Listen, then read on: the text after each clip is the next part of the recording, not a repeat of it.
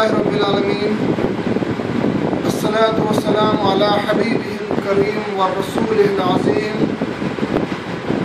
والنبی الاول والنبی الآخر والنبی الظاہر والنبی الباطن والنبی الحق والصلاة والسلام علی امام الاولیاء مہدی الموعود مہدی المعصوم مہدی الخلیفۃ اللہ مہدی المبین کلام اللہ مہدی مثل الرسول صدق اللہ العلی العظیم۔ پروردگار عالم جس نے لفظ کن سے اس کائنات کی تخلیق فرمائی، وہ واحد ہے، اس کا کوئی شریک نہیں ہے۔ ساری حمد و ثنا اسی رب العالمین، اسی رب ذوالجلال، اسی پروردگار، اسی خدا تعالیٰ، اسی بادشاہ کائنات، اسی خلاق کائنات کے سزاوار ہے۔ درود و سلام خاتم نبوت حضرت سید محمد نبی صلی اللہ علیہ وسلم اور خاتم ولایت حضرت سید محمد مہدی موعود علیہ السلام اور آپ کے آل و صحاب پر۔ السلام علیکم ورحمۃ اللہ وبرکاتہ و مغفرہ۔ رسول اکرم صلی اللہ علیہ وسلم سے لے کر آج تک اور تا قیامت تک لوگ امت محمدیہ میں فتنے ڈالتے جائیں گے اور فتنے برپا ہوتے جائیں گے، فتنے آتے جائیں گے، ہر نئے نئے قسم کے فتنے امت میں آتے جائیں گے۔ اور یہ بھی واضح ہو جائے کہ جتنے فتنے اس امت میں آتے جائیں گے اتنا ہی اللہ تبارک و تعالیٰ اس امت کو اس فتنوں سے نجات دیتا جائے گا۔ چنانچہ آج پھر لوگ اس مسئلے کو پیدا کر رہے ہیں کہ دین میں پھوٹ ڈالنے کی کوشش کی جا رہی ہے کہ ہر چیز کو بدعت اور شرک کے لیبل لگاتے جا رہے ہیں، جبکہ خود ان کو ہی پتہ نہیں کہ بدعت اور شرک کیا ہے، بلکہ نوجوان عمر کے لڑکے بھی اور بہت سارے بڑے لوگ بھی ہر چیز کو بدعت کا ٹیگ لگاتے جا رہے ہیں اور ہر چیز کو شرک اور شرک کہتے جا رہے ہیں۔ واضح ہو جائے اب جو یہ رات آ رہی ہے، شعبان کی 15ویں رات جو آنے ہی والی ہے، جس کو شب بارات کے نام سے یاد کیا جاتا ہے، اس کو بھی یہ لوگوں نے بدعت کا ٹیگ لگانے سے نہیں روکا، بلکہ بدعت کا ٹیگ اسے بھی لگا دیا اور اس کو بھی بدعت کے نام سے یاد کیا گیا ہے، یاد کیا جا رہا ہے۔ واضح ہو جائے کہ اس مختصر بیان میں یہ بات آپ کے سامنے رکھی جائے گی کہ شب بارات بدعت نہیں ہے، بلکہ اس کو بدعت کہنے والا ہی گمراہ ہے اور اسے علم کی کمی اس میں نظر آ رہی ہے۔ یہ رات عام راتوں کی طرح نہیں ہے۔ یاد رکھو کہ انسان خود اپنی سوچ، اپنی سمجھ، اپنی عقل کی بنا پر کسی دن یا کسی رات کو اگر مقدس سمجھ لے تو وہ رات و دن مقدس نہیں ہوتی، یا کوئی انسان کسی رات و دن کو عام راتوں کی طرح سمجھ لے تو وہ عام نہیں ہوتی، بلکہ کوئی دن اور رات مقدس ہوتا تب ہے جب اللہ تبارک و تعالیٰ اسے مقدس کرتا ہے، یا محمد رسول اللہ صلی اللہ علیہ وسلم اسے مقدس یا اس کو فضیلت عطا کرتے ہیں، تب جا کر وہ دن یا رات مقدس ہوتی ہے۔ چنانچہ شب بارات کی حقیقت اور اس کی اصل حدیث میں موجود ہے۔ اٹھا کر دیکھیں سنن ابن ماجہ کی جلد نمبر 1 کتاب شعبان کی 15ویں رات کی فضیلت کا بیان، حدیث نمبر 1446 اور رہبر رواصدی صفحہ نمبر 117 میں بھی اس حدیث کو جو درج کیا گیا ہے۔ حضرت علی کرم اللہ وجہہ سے روایت ہے کہ حضور اکرم صلی اللہ علیہ وسلم نے ارشاد فرمایا، اذا کانت لیلۃ النصف من شعبان فقوموا لیلها وصوموا نہارها فإنا ينزل فيها۔ حضور اکرم صلی اللہ علیہ وسلم فرمایا جب شعبان کی 15ویں رات ہو تو رات کو قیام کرو اور دن بھر روزے رکھو، کیونکہ اللہ تبارک و تعالیٰ اس رات کو سورج ڈوبنے کے بعد، سورج غروب ہونے کے بعد آسمانی دنیا کی طرف متوجہ ہوتا ہے اور ارشاد فرماتا ہے کوئی مصیبت میں مبتلا کہ میں اسے مصیبت سے آزاد کر دوں، ہے کوئی مجھ سے رزق طلب کرنے والا کہ میں اسے رزق ادا کر دوں۔ پھر فرماتا ہے کون ہے اس رات کو مجھ سے مغفرت طلب کرنے والا، رزق طلب کرنے والا، اور کون ہے جو مصیبت میں مبتلا ہے کہ میں اس کو عافیت عطا کر دوں۔ اور یہ اعلان خداوند قدوس اللہ تبارک و تعالیٰ کی طرف سے تا نماز فجر تک رہتا ہے۔ اب بتاؤ کہ اس دن کی اس رات کی طرح کہ اللہ تبارک و تعالیٰ نے دوسری رات نہیں فرمایا ہے۔ کیا اللہ تبارک و تعالیٰ دوسری رات میں بھی ایسا اعلان فرماتا ہے؟ نہیں، اللہ نے ایسا نہیں فرمایا، بلکہ خاص عطا شعبان کی 15ویں رات کو عطا کی گئی۔ اب کہو کہ اس رات، جس رات میں اللہ ارشاد فرماتا ہے کہ پوچھو مجھ سے، تم مانگو مجھ سے، مصیبت میں ہو تو پوچھو میں تمہیں مصیبت سے آزاد کروں گا، اگر رزق چاہیے ہو تو پوچھو میں تمہیں رزق عطا کروں گا، اگر تمہیں مغفرت چاہیے تو پوچھو میں تمہاری مغفرت کروں گا۔ ارے ہم نے اس رات کو اپنی منمانی سے مقدس نہیں کیا ہے، بلکہ اللہ کے توجہ ہونے سے یہ رات مقدس ہو۔ سبحان اللہ، اللہ کے متوجہ ہونے سے یہ رات متوجہ ہو گئی ہے۔ جب اللہ نے فرمایا ہے کوئی مجھ سے مصیبت سے رہائی مانگنے والا، ہے کوئی مجھ سے مغفرت مانگنے والا، تو اس کا جواب کیا ہونا چاہیے؟ اگر اللہ آپ سے کوئی سوال کرتا ہے تو اس کا جواب آپ کیا دیتے ہیں؟ جب اللہ آپ سے سوال کر رہا ہے کوئی مغفرت مانگنے والا، تو کہو باری اللہ بندہ ہے، میں ہوں تجھ سے میں مغفرت مانگتا ہوں، اللہ کے سوال کا جواب دو۔ اٹھو، اس رات میں اللہ پکار رہا ہے، فجر تک اللہ پکار رہا ہے، اللہ کہہ رہا ہے اور تم سو رہے ہو۔ ارے وہ بے وقوفی ہوگا جو اس رات میں اللہ کا جواب نہ دے۔ جب اللہ کہہ رہا ہے کہ مجھ سے مانگو، مجھ سے پوچھو، میں تمہیں عطا کروں گا، اور تم سو رہے ہو۔ ایک اور روایت میں ابن ماجہ کی جلد نمبر 1 حدیث نمبر 1448 میں ابو موسیٰ اشعری رضی اللہ تعالیٰ عنہ سے روایت ہے کہ حضور اکرم صلی اللہ علیہ وسلم نے فرمایا ان اللہ لیطلع فی لیلۃ النصف من شعبان فیغفر لجمیع خلقہ الا مشرکین او حجین۔ حضور نے فرمایا 15ویں شعبان کو، شب بارات کو اللہ تعالیٰ اپنی شان کے لائق ظہور فرماتا ہے اور ہر کسی کی بخشش کرتا ہے سوائے مشرک اور سوائے چغل خور کے۔ اگر تم ان دونوں میں سے نہیں ہو تو اللہ سے معافی مانگو، اللہ معاف کرے گا۔ اگر تم ان دونوں میں سے ہو تو سو جاؤ، تمہاری معافی نہیں ہو سکتی۔ اگر تم ان دونوں میں سے نہیں ہو اور پھر بھی تم اگر معافی نہیں مانگتے تو تم بے وقوف ہو۔ ارے جو مشرک نہیں اور چغل خور نہیں اور ایک عام مسلمان مومن ہے تو اسے چاہیے کہ رات میں اٹھے اور اللہ سے گڑ گڑا کر دعا مانگے، اللہ تبارک و تعالیٰ کی عبادت کرے، اللہ کا ذکر کرے، اللہ کے کلام کی تلاوت کرے، اللہ تبارک و تعالیٰ سے مغفرت چاہے، اور اللہ تبارک و تعالیٰ یقیناً عقیدہ رکھو، ایمان رکھو، بھروسہ رکھو، اللہ تبارک و تعالیٰ اس رات بہت عطا کرنے والا ہے، بہت اللہ معاف کرنے والا ہے۔ نیا مسئلہ پیدا کیا جاتا ہے کہ زیارت قبور کا، کہ ہم حیدبی یا اکثر مسلمان اہل سنت والجماعت کے بھی اس رات کو زیارت قبور کیا کرتے ہیں، اولیاء بزرگان دین کے زیارت کو جایا کرتے ہیں۔ اب یہ کہاں سے آ گیا؟ اسے بدعت کہتے ہیں۔ بھائیوں، یہ زیارت قبور بدعت نہیں ہے۔ اٹھا کر دیکھو جامع الترمذی اور سنن ابن ماجہ والیوم 1، ترمذی کا والیوم 1 کتاب الصوم حدیث نمبر 718، اور ویسے ابن ماجہ میں ہے۔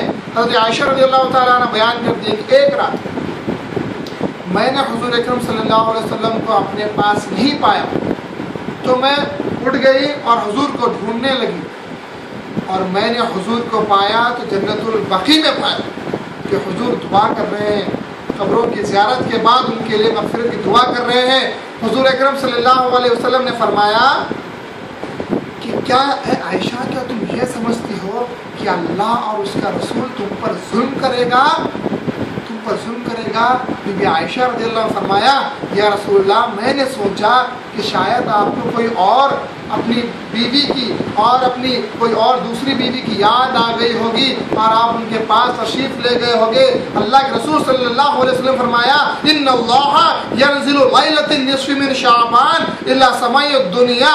حضور نے فرمایا اللہ تعالیٰ اسی رات کو شب بارات شعبان کی 15ویں رات کو اللہ تعالیٰ آسمانی دنیا پر اپنے شان کے لائق نزول فرماتا ہے، اور قبیلے بنی کلب کے بکریوں کے بالوں کے مانند اللہ تعالیٰ لوگوں کی مغفرت کرتا ہے۔ اور اسی لیے حضور اکرم صلی اللہ علیہ وسلم رات کے ایک وقت میں اٹھے اور نماز نہیں ادا کی بلکہ سیدھا گئے جنت البقیع گئے اور زیارتیں کی۔ اسی لیے ہم بھی زیارتیں کرتے ہیں۔ سبحان اللہ، زیارت کرنا گویا حضور کی سنت ثابت ہو گئی۔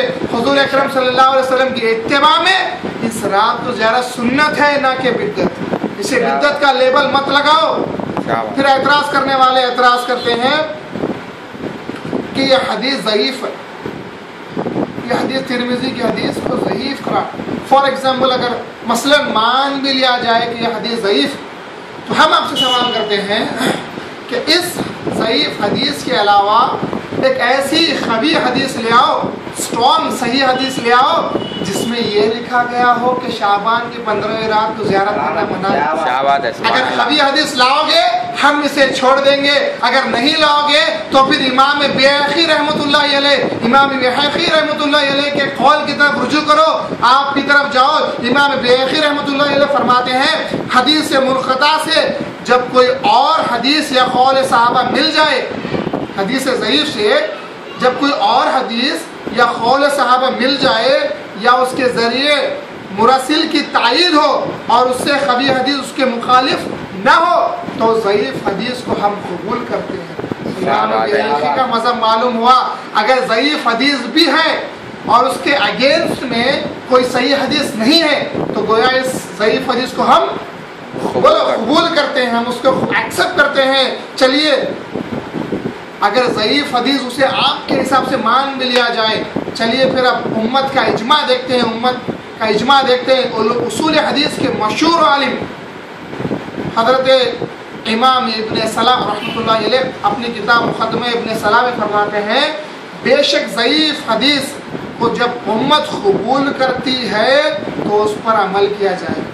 अगर उस उम्मत एक ज़ईफ़ हदीस को कबूल करती है तो उस पर अमल किया जाएगा। यह उसूल हदीस इब्न सलाह की मालूम हुआ। अगर वो ज़ियारतों की हदीस ज़ईफ़ भी मान लिया जाए आपके लिए तो उस पर अमल करना गोया जायज़ है। याद रखो कि अगर सहाबा असलाफ बुज़ुर्गान दीन अगर कोई चीज़ पर अमल नहीं करते हैं तो वो बिदअत और हराम नहीं हो जाती। बड़ी ख़ास बात है, अगर कोई अमल सहाबा सल्फ़ सालिहीन अगर उस पर अमल नहीं किए हैं तो वो बात ऑटोमेटिकली बिदअत या हराम नहीं हो जाती। जब तक कि कोई कुरान की आयत या हदीस से मुतवातिर ना आ जाए कि उसके हराम पर दलालत ना करे तब तक वो बात बिदअत या हराम नहीं होती। फॉर एग्जाम्पल ऐसी चंद मिसालें आपके सामने रखना है जिसका जिक्र ना कुरान में है ना हदीस में है। सबसे पहली बात इमाम बुखारी रहमतुल्लाह अलैह के पास चलते हैं, उठा कर देखें इब्न हजर अस्क़लानी की फ़थुल बारी। इमाम बुखारी रहमतुल्लाह अलैह के मानने वाले ये गैर मुक़ल्लिदीन और हमको मना करते हैं हुजूर की ज़ियारत से, राइट। मानने वाले इमाम बुखारी के और हमको मना करते हैं ज़ियारत क़ुबूर हुजूर की ज़ियारत से। चलो ये तो देख ले इमाम बुखारी ने सही बुखारी कहाँ बैठ के लिखी है। उठा कर देखो मुक़द्दमे फ़थुल बारी में इमाम इब्न हजर अस्क़लानी बयान करते हैं हम वाला तराजिम जामे इंदा कब्र नबी सल्लल्लाहु अलैहि वसल्लम बयान किया कि इमाम बुखारी रहमतुल्लाह अलैह ने अपने तराजिम में अबवाब कई सारे हिस्से अपनी किताब के हुजूर की मज़ार मुबारक के पास बैठ कर पास बैठ कर मुकम्मल किए हैं। अब हमें बताओ ये खबर के पास बैठना कहाँ कुरान में है या हदीस में है? क्या बात है। आप इसे क्या कहेंगे? इसे बिद्दत कहेंगे या हराम कहेंगे? नौज़ुबिल्लाह। अरे ना इसे कोई बिद्दत कहेगा ना इसे कोई हराम कहेगा, बल्कि इसे इमाम बुखारी के फ़ज़ाइल में शुमार किया जाएगा। चलिए एक और मुकाम पर बयान किया गया है। सबको मालूम है कि इमाम बुखारी हर हदीस लिखने से पहले वुज़ू करते थे और नमाज पढ़ते थे। अब बताओ ये हदीस लिखने से पहले वुज़ू करना और नमाज पढ़ना का कुरान में है या हदीस में है? आप इसे बिद्दत कहोगे या हराम कहोगे? बताओ। नमाज पढ़ना, कब्र के पास बैठकर लिखना, वुज़ू लेना, नमाज पढ़ना, कब्र के पास बैठकर लिखना, ये कहाँ है? क्या कुरान में इसका जिक्र है या हदीस में इसका जिक्र है? हरम शरीफ, हरमैन में, हरम शरीफ सऊदी अरब में, मक्का में तहज्जुद की नमाज के लिए अज़ान दी जाती है और बाजमात नमाज अदा की जाती है। अब तहज्जुद के लिए अज़ान कहाँ है और बाजमात नमाज कहाँ है? ये कहाँ, ये क्या है? ये बिदअत है या हराम है? तौहीद को भी उलमा ने 3 हिस्से किए हैं। तौहीद उलूहियत, तौहीद रुबूबियत, तौहीद अस्मा व सिफ़ात। अब बताओ ये कुरान में है या हदीस में है? तौहीद की 3 किस्में। ये बिदअत है या हराम है? चलिए बिदअत का एग्जैक्ट माने हम समझते हैं। غیر مقلدین وہابی ہم کو بدعت کہتے ہیں. خود بدعت کا انہی کے علماء سے ہم مفہوم سمجھتے ہیں کہ واٹ از بدعت حقیقت میں ہے کیا. چلیے سب سے پہلے سعودی عرب کے مشہور عالم مفتی اعظم عبدالعزیز عبداللہ بن باز کی کتاب فتاوی علماء سعودی عرب آپ کے سامنے ہے. صفحہ نمبر 290 میں آپ نے لکھا ہے بدعت دین میں داخل ہر اس نئے عمل کو کہتے ہیں جو اللہ کی شریعت کے مخالف ہو. پہلی بات سمجھ میں آ گئی. اس کے بعد غیر مقلدین کے مشہور عالم وحید الزمان کی کتاب ہدیۃ المہدی آپ کے سامنے. ہدیۃ المہدی کا صفحہ نمبر 208 میں آپ بدعت کے معنی بیان کرتے ہیں. غور سے سنیے. حرام اور گمراہ بدعت وہ ہے جس کی وجہ سے کوئی سنت ترک ہو جائے. کیا کہا؟ حرام اور گمراہ کن بدعت وہ ہے جس کی وجہ سے کوئی سنت رسول اللہ صلی اللہ علیہ وسلم ترک ہو جائے. اور جس عمل سے کوئی سنت ترک نہیں ہوتی وہ بدعت نہیں ہوتی بلکہ وہ مباح ہوتی. معلوم کیا ہوا؟ فلاں عمل ہے، ایک عمل ہے جس کی وجہ سے کوئی سنت ترک نہیں ہو رہی ہے تو وہ عمل کیا ہو گیا؟ بدعت نہیں بلکہ وہ عمل مباح ہو گیا. غیر مقلدین کی نظر میں ان کے عالم کے فرمان کے مطابق بدعت کا یہ ترجمہ مفہوم آپ کے سامنے سمجھ میں آیا. چلیے اس سے 3 چیزیں معلوم ہوئی. پہلی چیز تو یہ معلوم ہوئی کہ کوئی عمل جو رسول اللہ کے پاس نہیں تھا، زمانے میں نہیں تھا، اب نیا عمل ہے تو سب سے پہلے وہ قرآن و حدیث کے خلاف ہو وہ بدعت ہو گیا. سیکنڈ، شریعت میں اس کی اصل ہی نہیں ہے وہ بدعت ہو گیا. تیسرا، اس کی وجہ سے کوئی سنت رسول اللہ کی ترک ہو رہی. 3 باتیں اگر کوئی عمل میں پائے جائیں تو وہ آٹومیٹکلی کیا ہو جائے گی؟ بدعت ہو جائے گی. اب دیکھنا یہ ہے کہ شب بارات کی حقیقت کیا قرآن میں ہے یا حدیث میں ہے؟ معلوم ہوا کہ اس کی اصل حدیث میں موجود ہے نہیں ہے؟ موجود ہے. دوسری بات معلوم ہوئی کہ اس کی یہ شریعت کے خلاف بھی نہیں جا رہا ہو بلکہ اس کی اصل بھی حدیث و شریعت میں موجود ہو. تیسری بات معلوم ہوئی کہ اس میں کوئی حضور کی سنت ترک نہیں ہو رہی بلکہ زندہ ہو جا رہی ہے. معلوم ہوا شب بارات کہاں کی بدعت ہوئی؟ یہ سنتوں کو زندہ کر رہی ہے اور اس کا ذکر بھی حدیث میں ہے. بس معلوم یہ ہوا. مکمل بات آپ کے سامنے یہ رکھنا ہے، شب بارات بدعت نہیں ہے، اس میں زیارت قبور جائز ہے، اس میں جگنا جائز ہے، اللہ کی عبادت کرنا جائز ہے، مغفرت طلب کرنا جائز ہے. چلیے آخری بات، اس رات میں عبادت کیا کرنی چاہیے؟ اس رات میں عبادت کیا کرنی چاہیے؟ اس رات میں زیارت قبور کیا جاتا ہے جو کہ حضور اکرم صلی اللہ علیہ وسلم کی سنت سے ثابت ہے اور کئی ساری بخاری مسلم میں صحیح حدیثوں سے معلوم ہوتا ہے کہ زیارت قبور ایک جائز عمل ہے. دوسری بات، اس رات میں نفل نمازیں پڑھنا منع ہے کیونکہ اس رات کیا کبھی بھی نفل نمازیں پڑھنا قول مذہبی کے پاس منع کیا گیا ہے. کیونکہ شیخ قاسم رحمۃ اللہ علیہ نے جامع اصول کے صفحہ نمبر 16 اور 17 پر اور رہبر رواسدی پیج نمبر 101 میں شیخ قاسم رحمۃ اللہ علیہ کا قول درج ہے کہ آپ نے فرمایا نفل نمازیں پڑھنا، تسبیحات پڑھنا اور عیدین کی نماز میں ہاتھوں کو اٹھا کر دعا کرنا یہ ہمارے پاس قوم مذہبی کے پاس جائز نہیں ہے بلکہ یہ مخالفین کی علامت ہے. دوسری بات یہ معلوم ہوئی نفل کے بجائے قضا نمازیں پڑھی. قضا نمازیں ہم پر واجب ہے اس لیے نفل نہیں پڑھنا چاہیے بلکہ قضا نمازیں پڑھنا چاہیے. تیسری بات، نوبت کی مجلس رکھیے، اللہ کا ذکر کریے. تمام کے تمام جمع ہو کر اللہ کا ذکر کر سکتے ہیں جو کہ اللہ کا ذکر ہم پر جو ہے فرض ہے. ذکر اللہ اکبر، یا ایھا الذین آمنوا اذکروا اللہ ذکرا کثیرا. بہت سارے قرآن میں آیتیں ہیں ذکر کے جو ہے فضیلت پر اور حکم پر. تو اللہ کا ذکر ہم پر فرض ہے، نفل ہم پر فرض نہیں ہے بلکہ وہ تو نفل میں آتی ہے، کیے تو ثواب ہے، نہیں کیے تو اس میں کوئی گناہ نہیں ہے، لیکن اللہ کا ذکر تو ہم پر فرض ہے. تو قضا نمازیں پڑھنا، اللہ کا ذکر کرنا اور قرآن کی تلاوت بھی اس میں کی جا سکتی ہے. تو اللہ کو یاد کرو، قضا نمازیں پڑھو، تلاوت قرآن کرو، اللہ کا ذکر کرو اور اس رات میں سو مت. بلکہ اللہ کو یاد کرتے رہو، مغفرت طلب کرو، اللہ تبارک و تعالیٰ کے دیدار کی آرزو رکھو۔ جو سوتا ہے وہ کھوتا ہے، اور جو جاگ کر عبادت کرتا ہے یقیناً اللہ تبارک و تعالیٰ اس کو اس کی جزا عطا کرتا ہے۔ یہ لوگوں کے بھٹکاوے سے بچنا چاہیے، اور اس رات پر بحث کرنے سے اچھا ہے کہ عبادت میں رہو۔ ہر چھوٹا سا چھوٹا بچہ بحث و مباحثے میں نہیں پڑھنا چاہیے، بلکہ اپنے اپنے مرشدین یا اپنے اپنے علماء سے کانٹیکٹ ربط کریے اور جانیے کہ بدعت کیا ہے، اس کی حقیقت کیا ہے، شب بارات، شب معراج، شب قدر کیا ہے، اور اس میں عبادت کریے۔ ٹائم ویسٹ کرنے سے اچھا عبادت کریے۔ وآخر الدعوانا الحمدللہ رب العالمین۔